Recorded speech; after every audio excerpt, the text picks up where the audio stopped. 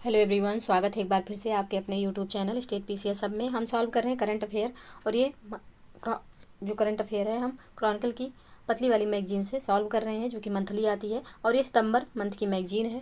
यहाँ पे जो करंट अफेयर दिया हुआ है वह जुलाई मंथ का दिया हुआ है। तो यहाँ पे 26 जुलाई 2024 तक के घटनाक्रम का प्रस्तुतिकरण किया गया है। आज का जो टॉपिक है, दूसरा टॉपिक है हमारा, यानी कि राष्ट्रीय घटनाक्रम, राज्य समाचार हम इसके बाद पढ़ेंगे। तो चलिए स्टार्ट करते हैं। और वीडियो स्टार्ट करने से पहले आप लोगों से अनुरोध है कि यदि आप चैनल पर नए हैं तो प्लीज़ चैनल को सब्सक्राइब कर लीजिएगा, साथ ही बेल आइकन को प्रेस कर लीजिए ताकि कोई भी वीडियो चैनल पे अपलोड हो तो नोटिफिकेशन सबसे पहले आपको प्राप्त हो। साथ ही वीडियो को लाइक और शेयर करना ना भूलिएगा। तो चलिए स्टार्ट करते हैं। जो यहाँ पे पहला करंट अफेयर है वह है प्रोजेक्ट अस्मिता का शुभारंभ। 16 जुलाई 2024 को शिक्षा मंत्रालय तथा विश्वविद्यालय अनुदान आयोग यानी कि यूजीसी ने अगले 5 वर्षों में भारतीय भाषाओं में 22,000 किताबें विकसित करने के लिए अस्मिता परियोजना की शुरुआत की है। तो किसने किसने? तो शिक्षा मंत्रालय और विश्वविद्यालय अनुदान आयोग यानी कि यूजीसी ने 5 वर्षों में भारतीय भाषाओं में, किसमें? तो भारतीय भाषाओं में, याद रखिएगा भारतीय भाषाओं में है ये। कितनी पुस्तकें विकसित करना है? तो 22,000 पुस्तकें विकसित करेंगे। किस योजना के तहत? तो अस्मिता योजना के तहत। अस्मिता परियोजना का शुभारंभ उच्च शिक्षा सचिव संजय मूर्ति द्वारा किया गया। यह शिक्षा में भारतीय भाषाओं को बढ़ावा देने के लिए यूजीसी और भारतीय भाषा समिति यानी कि मंत्रालय के अधीन एक उच्चाधिकार प्राप्त समिति का एक संयुक्त प्रयास है। यह राष्ट्रीय शिक्षा नीति 2020 के अनुरूप शिक्षा प्रणाली में भारतीय भाषाओं को बढ़ावा देने के लिए सरकार द्वारा की गई कई पहलों में से एक है। इस दौरान 2 अन्य महत्वपूर्ण पहलों यानी कि बहुभाषा शब्दकोश तथा रियल टाइम ट्रांसलेशन आर्किटेक्चर का भी शुभारंभ किया गया। बहुभाषा शब्दकोश बहुभाषी शब्दकोशों यानी कि मल्टीलैंग्वेज डिक्शनरीज का एक विशाल भंडार बनाने की एक व्यापक पहल है। यह पहल केंद्रीय भारतीय भाषा संस्थान द्वारा भारतीय भाषा समिति के सहयोग से शुरू की गई। रियल टाइम ट्रांसलेशन आर्किटेक्चर भारतीय भाषा में रियल टाइम यानी वास्तविक समय में अनुवाद क्षमताओं को बढ़ाने के लिए एक तकनीकी ढांचे के निर्माण की सुविधा प्रदान करेगा। यह पहल भारतीय भाषा समिति के सहयोग से राष्ट्रीय शिक्षा प्रौद्योगिकी मंच यानी कि नेफ्ट द्वारा क्रियान्वित की जाएगी। अब नेक्स्ट जो करंट इशू है वह है डिजिटल भारत निधि। 4 जुलाई 2024 को दूरसंचार विभाग ने डिजिटल भारत निधि यानी को क्रियान्वित करने के लिए मसौदा नियम जारी किए, जो ग्रामीण क्षेत्रों में दूरसंचार कनेक्टिविटी बढ़ाने के लिए केंद्र सरकार का एक नया प्रयास है। डिजिटल भारत निधि दूरसंचार विभाग की एक पहल है। यह पूर्ववर्ती सार्वभौमिक सेवा दायित्व निधि यानी कि यूएसओएफ का स्थान लेगी। तो पहले कौन सा पहले जो है डिजिटल भारत निधि के स्थान पर क्या था? तो सार्वभौमिक सेवा दायित्व निधि था। तो अब सार्वभौमिक सेवा दायित्व निधि के स्थान पर डिजिटल भारत निधि लाया गया है, इसको याद रखिएगा। नेक्स्ट पॉइंट है, इस धनराशि का उपयोग दूरदराज और ग्रामीण क्षेत्रों में दूरसंचार नेटवर्क के विस्तार के लिए किया जाएगा। सार्वभौमिक सेवा दायित्व निधि यानी कि यूएसओएफ सभी दूरसंचार निधि परिचालकों पर उनके समायोजित सकल राजस्व पर लगाए गए 5% सार्वभौमिक सेवा शुल्क से उत्पन्न निधियों का एक समूह है। दूरसंचार अधिनियम के अनुसार डिजिटल भारत निधि के लिए दूरसंचार कंपनियों द्वारा किया गया योगदान सबसे पहले भारत की समेकित निधि में जमा किया जाएगा। सरकार को मिलने वाली सभी राजस्व, जिसमें लिए गए ऋण और ऋण के पुनः भुगतानों से प्राप्त धनराशि शामिल है, समेकित निधि में जमा किए जाते हैं। सरकार अपने व्यय भी इसी कोष से करती है। नेक्स्ट जो करंट इशू है वह है कि वॉइस ओवर कलाकारों हेतु अप स्किलिंग कार्यक्रम द वॉइस बॉक्स। तो 18 जुलाई 2024 को राष्ट्रीय फिल्म विकास निगम यानी कि एनएफडीसी ने भारत में वॉइस ओवर कलाकारों के लिए द वॉइस बॉक्स नामक एक कौशल उन्नयन कार्यक्रम शुरू करने के उद्देश्य से नेटफ्लिक्स इंडिया के एक समझौते पर हस्ताक्षर किए हैं। यह अपस्किलिंग कार्यक्रम Netflix fund for creative equity द्वारा प्रायोजित है। इस पहल का उद्देश्य भारतीय सिनेमा को बढ़ावा देना तथा मीडिया एवं मनोरंजन उद्योग में प्रतिभाओं को पोषित करना है। वॉइस बॉक्स कार्यक्रम 8 भाषाओं पर ध्यान केंद्रित करते हुए वॉइस ओवर कलाकारों के लिए पूर्व शिक्षण की मान्यता यानी कि रिकॉग्निशन ऑफ पेरियर लर्निंग प्रशिक्षण प्रदान करेगा। ये 8 भाषाएं हैं: अंग्रेजी, हिंदी, मराठी, बंगाली, मलयालम, तमिल, तेलुगु और गुजराती।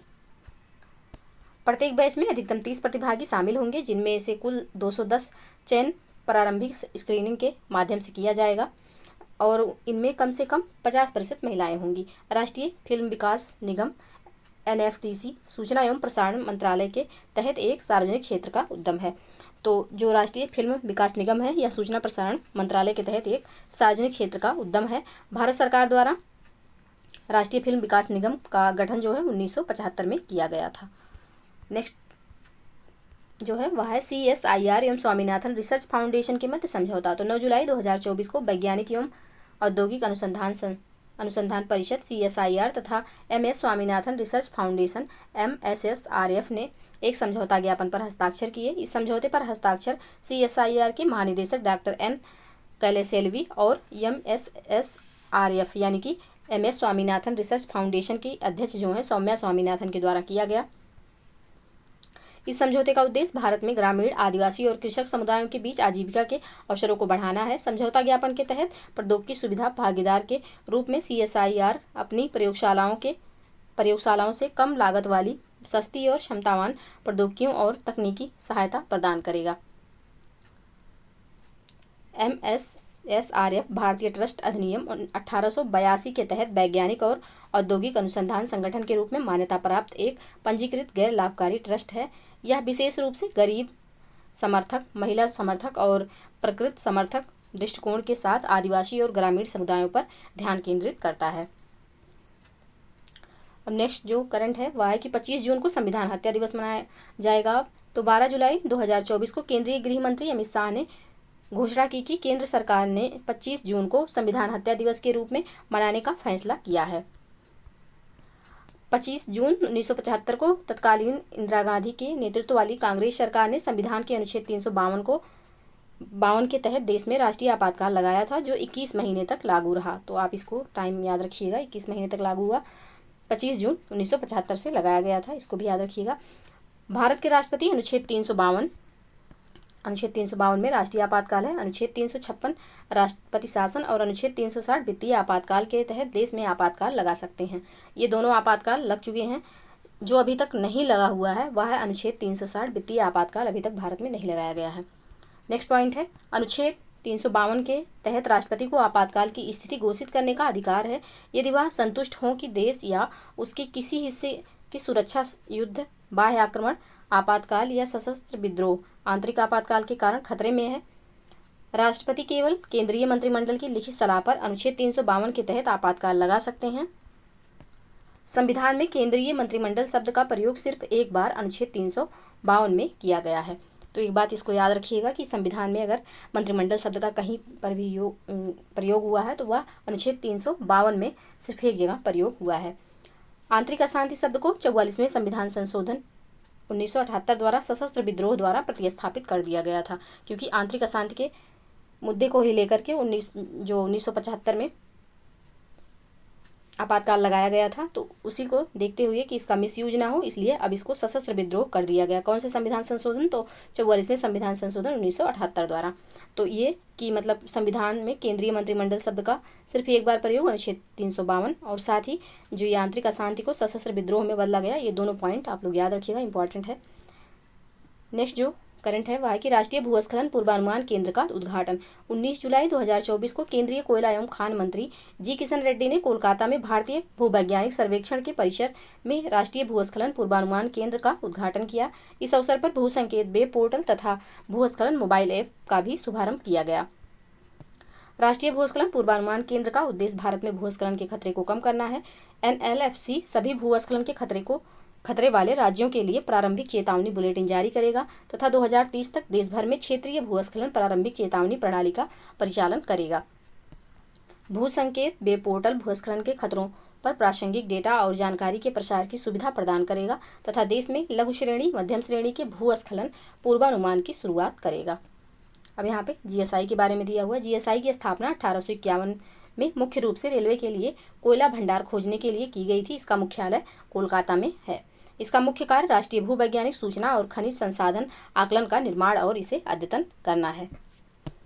नेक्स्ट जो करंट इशू है वह है कि विश्व धरोहर समिति का 46वां सत्र। तो 21 जुलाई 2024 को प्रधानमंत्री नरेंद्र मोदी जी ने नई दिल्ली में स्थित भारत मंडपम में विश्व धरोहर समिति वर्ल्ड हेरिटेज कमेटी के 46वें सत्र का उद्घाटन किया। 21 से 31 जुलाई 2024 के मध्य आयोजित विश्व धरोहर समिति के 46वें सत्र की मेजबानी भारत द्वारा की जा रही है। भारत पहली बार विश्व धरोहर समिति की बैठक की मेजबानी कर रहा है। ये पॉइंट इंपॉर्टेंट है, पहली बार कर रहा है ये, और ये डेट भी याद रखिएगा कब से कब तक, तो 21 जुलाई से 31 जुलाई तक। नेक्स्ट पॉइंट है, इसमें 150 से अधिक देशों के 2000 से अधिक प्रतिनिधि भाग ले रहे हैं। साथ ही विश्व धरोहर युवा पेशेवर फोरम और विश्व धरोहर स्थल प्रबंधक फोरम भी इसमें भाग ले रहे हैं। विश्व धरोहर समिति विश्व धरोहर के सभी मामलों के प्रबंधन और विश्व धरोहर सूची के लिए नए स्थलों के निर्णय लेने के लिए जिम्मेदार है। विश्व धरोहर समिति की स्थापना विश्व सांस्कृतिक एवं प्राकृतिक विरासत के संरक्षण से संबंधित कन्वेंशन के तहत की गई थी। इसे 16 नवंबर 1972 को यूनेस्को के 17वें सत्र में महाधिवेशन द्वारा अपनाया गया था। समिति के कार्यविधि नियमों को अंतिम बार 2015 में वान में आयोजित इसके 39वें सत्र के दौरान संशोधित किया गया था। विश्व धरोहर समिति यूनेस्को के अंतर्गत एक महत्वपूर्ण निकाय है, जिसमें यूनेस्को की महासभा द्वारा निर्वाचित 21 सदस्य देशों के प्रतिनिधि शामिल होते हैं। नेक्स्ट जो करंट इश्यू है वह है कि 500वें सामुदायिक रेडियो स्टेशन का उद्घाटन। तो 25 जुलाई 2024 को सूचना एवं प्रसारण तथा रेल मंत्री अश्विनी वैष्णव ने देश के 50वें सामुदायिक रेडियो स्टेशन का उद्घाटन किया। मिजोरम के आइजोल में अपना रेडियो 90.0 FM स्टेशन नाम से शुरू। यह स्टेशन भारतीय जनसंचार संस्थान Aizawl, Indian institute of mass communication Aizawl द्वारा संचालित है। इस अवसर पर 10वें राष्ट्रीय सामुदायिक रेडियो पुरस्कार विजेताओं की भी घोषणा की गई। राष्ट्रीय सामुदायिक रेडियो पुरस्कार इन 4 श्रेणियों में दिए जाते हैं। ये जो पुरस्कार है ये 4 श्रेणियों में दिया जाता है। श्रेणी है विषयगत पुरस्कार, सर्वाधिक नवोन्मेषी सामुदायिक सहभागिता पुरस्कार, स्थानीय संस्कृति को बढ़ावा देने हेतु पुरस्कार और सस्टेनेबिलिटी मॉडल पुरस्कार। ये 4 श्रेणियों में पुरस्कार दिए जाते हैं। तो विषयगत श्रेणी में प्रथम पुरस्कार रेडियो मयूर, जिला सारण, बिहार को टेक सखी कार्यक्रम के लिए दिया गया। सर्वाधिक नवोन्मेषी सामुदायिक सहभागिता श्रेणी में प्रथम पुरस्कार यार्ला वानी, सांगली, महाराष्ट्र को कहानी सुंदाची कार्यक्रम के लिए दिया गया। जो नेक्स्ट पुरस्कार है वह है स्थानीय संस्कृति को बढ़ावा देने के लिए प्रथम पुरस्कार रेडियो ब्रह्मपुत्र, डिब्रूगढ़, असम को इगारेकुंड कार्यक्रम के लिए दिया गया। सस्टेनेबिलिटी मॉडल श्रेणी में प्रथम पुरस्कार bishop Benziger hospital society, Kollam, Kerala द्वारा संचालित रेडियो बेंजिगर को दिया गया। तो ये 4 श्रेणी में पुरस्कार दिए गए हैं, चारों को हमने देखा। नेक्स्ट जो करंट है वह है कि 3 परीक्षण सुविधाएं स्थापित करने हेतु समझौता ज्ञापन। तो 2 जुलाई 2024 को रक्षा मंत्रालय ने डिफेंस टेस्टिंग इंफ्रास्ट्रक्चर स्कीम के तहत तमिलनाडु औद्योगिक विकास निगम लिमिटेड के साथ चेन्नई में समझौता ज्ञापन पर हस्ताक्षर किए। यह समझौता मानव रहित हवाई प्रणाली, इलेक्ट्रिक वारफेयर और इलेक्ट्रो ऑप्टिक्स डोमेन से संबंधित 3 अत्याधुनिक परीक्षण सुविधाएं स्थापित करने के लिए किया गया है। इसका उद्देश्य स्वदेशी रक्षा उत्पादन को बढ़ावा देना, सैन्य उपकरणों के आयात को कम करना एवं रक्षा में आत्मनिर्भरता बढ़ाना है। ये सुविधाएं तमिलनाडु रक्षा औद्योगिक गलियारे को बढ़ावा देने और इसकी परीक्षण सुविधाओं को बढ़ाने में सहायता करेगी। डिफेंस टेस्टिंग इंफ्रास्ट्रक्चर स्कीम को मई 2020 में 400 करोड़ रुपए के परिव्यय के साथ लॉन्च किया गया था। इस स्कीम के तहत सरकारी वित्तपोषण में 75% तक अनुदान सहायता शामिल है, जबकि शेष 25% को विशेष परियोजना वाहनों द्वारा वित्तपोषित किया जाता है, जिसमें भारतीय निजी संस्थाएं और केंद्र राज्य सरकारें शामिल हैं। DTIS यानी कि डिफेंस टेस्टिंग इंफ्रास्ट्रक्चर के तहत तमिलनाडु में 4 और उत्तर प्रदेश में 3 स्वीकृत परीक्षण सुविधाएं हैं। नेक्स्ट जो टॉपिक है वह है कला एवं संस्कृति का, यानी कि आर्ट एंड कल्चर का। इससे संबंधित जो करंट अफेयर है उनको देखेंगे। तो चराईदेव मैदान विश्व धरोहर स्थल सूची में शामिल हुआ है। 26 जुलाई 2024 को असम के चराईदेव मैदान को सांस्कृतिक संपत्ति श्रेणी के तहत यूनेस्को की विश्व धरोहर सूची में शामिल किया गया है। यह निर्णय दिल्ली में विश्व धरोहर समिति 46वें सत्र के दौरान लिया गया। यह यूनेस्को की विश्व धरोहर स्थल सूची में शामिल भारत का 43वां स्थल है। तो ये जो समिति है ये नई दिल्ली में भारत मंडपम में नरेंद्र मोदी जी की अध्यक्षता में की गई, और ये कब से कब तक हुई, तो 21 जुलाई से 31 जुलाई तक। अभी हमने ऊपर पढ़ा। तो यहाँ पे जो शामिल किया गया है चराईदेव मैदान, वह भारत का कौन सा विश्व धरोहर स्थल है, तो 43वां है। चराईदेव मैदान या चराईदेव मैदान पूर्वोत्तर भारत का पहला सांस्कृतिक विरासत स्थल है। इसे याद रखिएगा, कौन सा? तो पूर्वोत्तर भारत का पहला है, जिसे यूनेस्को द्वारा मान्यता दी गई है। असम में प्राकृतिक श्रेणी के तहत 2 अन्य ऐसे स्थल हैं जो यूनेस्को की विश्व धरोहर सूची में शामिल हैं। ये हैं काजीरंगा राष्ट्रीय उद्यान और मानस राष्ट्रीय उद्यान। तो जानते रहिएगा, असम का ये तीसरा है ओवरऑल, लेकिन अगर कैटेगरी वाइज देखा जाए तो पहला है सांस्कृतिक विरासत स्थल है पहला चराई मैदान, और जो प्राकृतिक रूप से 2 दिए गए हैं वो काजीरंगा को राष्ट्रीय उद्यान को और मानस राष्ट्रीय उद्यान को दिया गया है। तो मोईदाम अहोम राजवंश 13वीं से 19वीं शताब्दी की टीला दफनाने की प्रणाली है। असम के चराईदेव मैदान में अहोम राजवंश के राजघरानों की टीला दफनाने की प्रणाली की तुलना प्राचीन चीन के शाही मकबरों और मिस्र के फराओं के पिरामिडों से की जा सकती है। अहोम शासन लगभग 600 वर्षों तक चला, जब तक कि 1826 में अंग्रेजों ने असम पर कब्जा नहीं कर लिया। गुवाहाटी में 400 किलोमीटर पूर्व में स्थित चराईदेव 1253 में चाओलुंग सिउ का फा द्वारा स्थापित अहोम राजवंश की पहली राजधानी थी। हालांकि 18वीं शताब्दी के बाद अहोम शासकों ने दाह संस्कार की हिंदू पद्धति को अपना लिया तथा दाह संस्कार के बाद बची हुई हड्डियों और राख को चराईदेव स्थित मोईदाम में दफना दिया। नेक्स्ट है खारची पूजा। तो 26 जून 2024 से 2 जुलाई 2024 के मध्य त्रिपुरा में प्राचीन पारंपरिक हिंदू त्यौहार खारची पूजा मनाया गया। तो कहाँ का ये है? तो त्रिपुरा का है खारची पूजा। इसे 14 देवताओं का त्यौहार भी कहा जाता है। ये याद रखिएगा, 14 देवताओं का त्यौहार किसे कहा जाता है? तो खारची पूजा को कहा जाता है। और ये कहाँ पे मनाया जाता है? तो ये त्रिपुरा में मनाया जाता है। ये तीनों पॉइंट याद रखिएगा। खारची पूजा त्रिपुरा में सबसे लोकप्रिय त्योहारों में से एक है। यह 14 देवताओं के मंदिर परिसर अगरतला में मनाया जाता है। तो ये त्रिपुरा की राजधानी है और साथ ही 14 देवताओं के मंदिर परिसर का स्थल भी है अगरतला, वहीं पर मनाया जाता है। 14 देवताओं का मंदिर महाराज कृष्ण माणिक्य के शासनकाल के दौरान बनाया गया था। पूजा के दिन देवताओं को चंतई शाही पुजारी के सदस्यों द्वारा सैदरा नदी तक ले जाया जाता है, फिर पवित्र जल में स्नान कराया जाता है और वापस मंदिर में लाया जाता है। ऐसा माना जाता है कि त्रिपुरा की प्रमुख देवी त्रिपुरा सुंदरी माँ देवी जून में अम्बुबाची महीने के दौरान मासिक धर्म से गुजरती हैं। माना जाता है कि इस घटना से धरती अशुद्ध हो जाती है।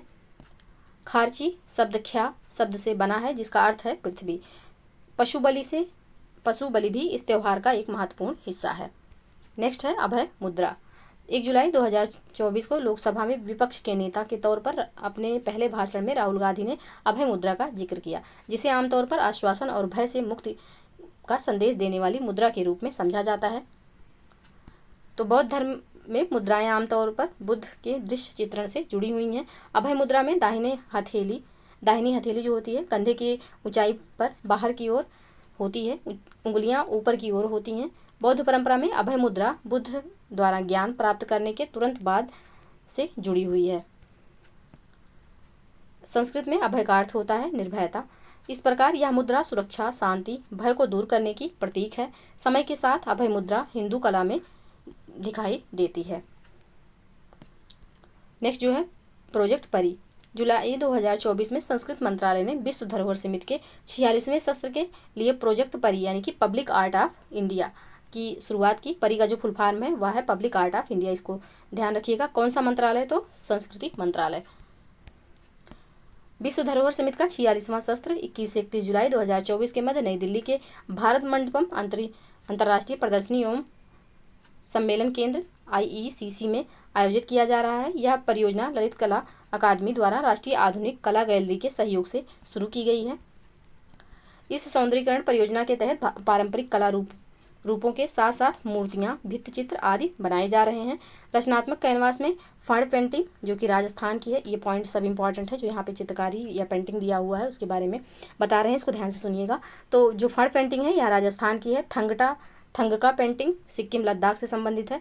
लघु चित्रकला यह हिमाचल प्रदेश से संबंधित है। गोंड कला जो है यह मध्य प्रदेश की है। तंजौर पेंटिंग तमिलनाडु। कलमकारी आंध्र प्रदेश की है। अल्पना कला पश्चिम बंगाल। चेरियल पेंटिंग जो है यह तेलंगाना की है। पिछवई पेंटिंग राजस्थान से संबंधित है। लांजिया सौरा ओडिशा से। पट्टचित्र पश्चिम बंगाल से। बड़ी थड़ी राजस्थान से। वारली जो है महाराष्ट्र से है। पिथौरा कला जो है गुजरात से है। एपण जो है यह उत्तराखंड का है। केरल भित्तिचित्र जो है यह केरल से है। अल्पना कला त्रिपुरा का और अन्य शैलियों से प्रेरित कलाकृतियाँ शामिल थीं। तो ये जो कलाकृतियाँ हैं, आप अगर previous year art and culture का क्वेश्चन उठा के देखेंगे तो पीसीएस में तो बहुत सारे क्वेश्चन यहाँ से पूछे गए हैं। तो ये सारी कलाओं को आप लोग ध्यान से देखिएगा और एक बार ऐसा करिएगा कि कहीं लिख के याद कर लीजिएगा, क्योंकि इंपॉर्टेंट है, आ सकता है और करंट में भी बना हुआ है तो आने के चांसेस ज़्यादा हैं। नेक्स्ट जो पॉइंट है वह है भारत सरकार द्वारा ललित कला अकादमी, राष्ट्रीय कला अकादमी नई दिल्ली की स्थापना एक स्वायत्त निकाय के रूप में 5 अगस्त 1954 में की गई थी। तो ललित कला अकादमी की स्थापना कब हुई थी? 5 अगस्त 1954 में। इसे 11 मार्च 1957 को सोसाइटी पंजीकरण अधिनियम 1860 के तहत पंजीकृत किया गया था। तो ये रहा आज का करंट अफेयर राष्ट्रीय घटनाक्रम पर आधारित, जिनको हमने सॉल्व किया। तो आप लोग कमेंट सेक्शन में जरूर बताइएगा वीडियो कैसी लगी, और वीडियो पसंद आए तो प्लीज़ लाइक और शेयर करना ना भूलिएगा। चैनल पे यदि नए हैं तो चैनल को प्लीज़ सब्सक्राइब कर लीजिए। मिलते हैं नेक्स्ट वीडियो में, तब तक के लिए आप लोग पढ़ते रहिए, स्वस्थ रहिए। जय हिंद, जय भारत।